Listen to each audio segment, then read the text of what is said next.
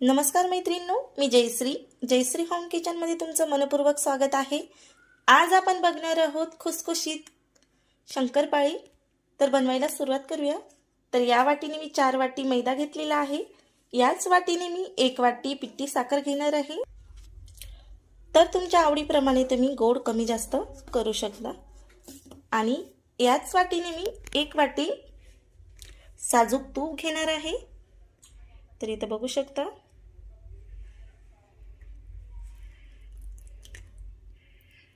आणि छान असं मिक्स करून घ्यायचं आहे।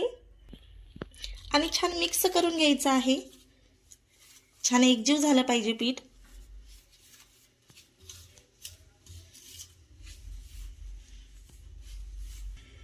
तर इथे बघू शकता छान असं आपलं तूप पिठाला छान लागलेलं आहे, एकजीव झालेला आहे।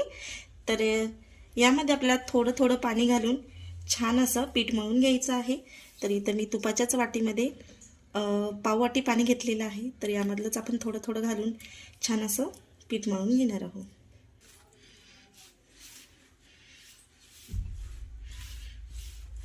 तर पाव वाटीच पाणी घेतलं। मस्तपैकी आपलं पीठ मळून झालेलं आहे। आणि या वाटीने मला अर्धी वाटी पाणी लागलेलं आहे। तर प्रमाण ॲक्युरेट आहे। छानपैकी आपलं पीठ असं मळून झालेलं आहे।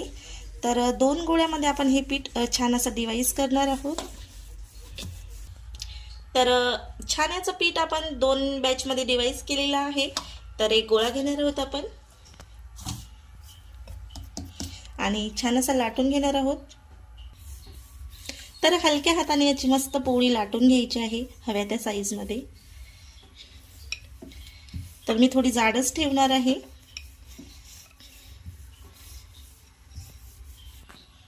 आणि साईडला असं कट करून घ्यायचं आहे।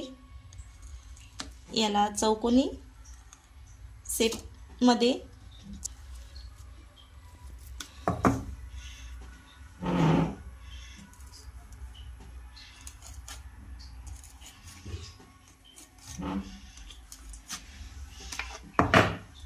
आणि हव्या त्या साईज मध्ये आपण याला शेप देणार आहोत।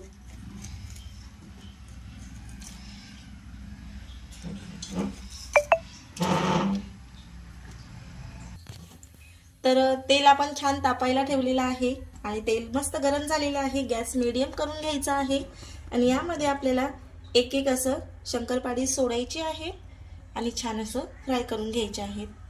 आणि ह्या शंकरपाळ्या आपल्याला मीडियम गॅसवरच फ्राय करून घ्यायच्या आहेत, नाहीतर फुल गॅसवर केल्यास कच्च्या राहू शकतात। तर मीडियम गॅसवर छान असं फ्राय करून घेऊया। तर इथं शंकरपाळी आपली बघू शकता छान अशी फुललेली आहे। मस्त बिस्किटासारखी हे छान अशी फुलत आहे।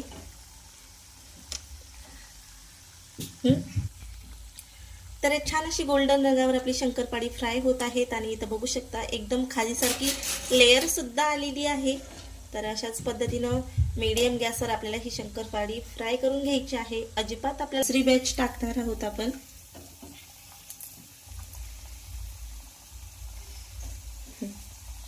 तर इथं बघू शकता छान असे लेयर सुटलेले आहेत शंकरपाळीला आणि मस्तपैकी गोल्डन रंगावर फ्राय सुद्धा झालेले आहेत।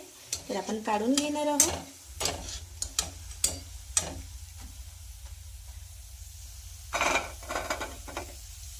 कलर टेक्स्चर बघू शकता तुम्ही, मस्त झालेली आहे।